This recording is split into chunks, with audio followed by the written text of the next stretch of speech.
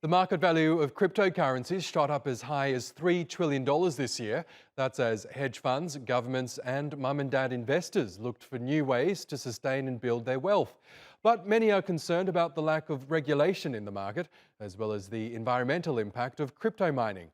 As lawmakers try to strike a balance between effective oversight and technological innovation, it appears price volatility will remain the hallmark of cryptocurrencies. Moba Nasser reports. Cryptocurrencies were all the rage in 2021. Bitcoin prices more than doubled, peaking at $69,000 in November. Ethereum rose sixfold from $650 at the beginning of the year to more than $4,000 in December. And many other tokens shot up as billionaires, investment funds, celebrities, and even some governments jumped on the crypto coaster. El Salvador became the first country to accept Bitcoin as legal tender in June. Now it's issuing bonds in the cryptocurrency to build a city billed as a tax haven. Zero capital gains tax. So you invest here, make all the money you want. We're fine. But some governments are more skeptical. China has declared all cryptocurrency transactions illegal. India made a similar announcement, but then backtracked, saying authorities are working on a regulatory framework. And legislators in the world's largest economy are also debating rules for digital assets. The rapid growth of this industry has also become more visible, with celebrity endorsements and ATMs that exchange cash for cryptocurrency. However, several questions remain as to how traditional rules apply and whether regulators have sufficient authority to protect investors and consumers while maintaining market integrity and encouraging innovation. But the prospect of tougher regulations hasn't deterred investors. The combined market valuation of all cryptocurrencies has skyrocketed to more than $2.6 trillion.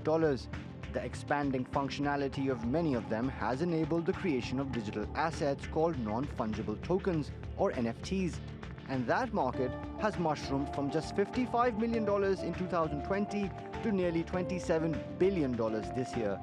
Industry experts say digital assets will revolutionize the internet in coming years if regulators don't stifle their growth.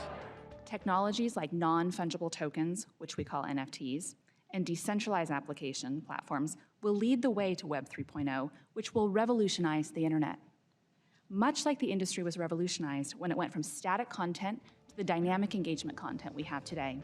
But mining cryptocurrencies uses a lot of electricity, more than that used by Amazon, Google, Facebook, and Microsoft combined.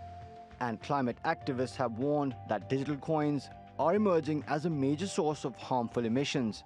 A lack of clarity on how to address both the environmental impact and universal rules is likely to keep crypto prices volatile in 2022. Mubin Nasser, TRT World. Financial economist Alex de Vries explains how government regulations around the world could affect crypto assets' legitimacy. It has been a good year for cryptocurrencies for various different reasons. First of all, it has become easier to invest in crypto assets. We have seen new products being launched. Bitcoin ETF has been approved. We have also seen that new products in the crypto space has been launched and gained a lot of popularity, like NFTs, non-fungible tokens. You may have seen images of apes or other kinds of digital images, rocks that have been sold for really high prices. Those are called NFTs, and they have really been a massive hype this year. So that's also boosting the popularity of these crypto assets. We are seeing that there are likely going to be more regulatory headwinds for this space.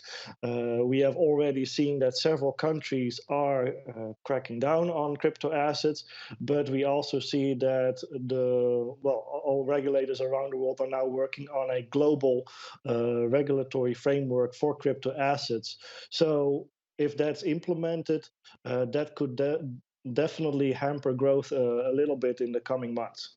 If governments want to cut off the ability for people to invest in cryptocurrencies, they certainly can.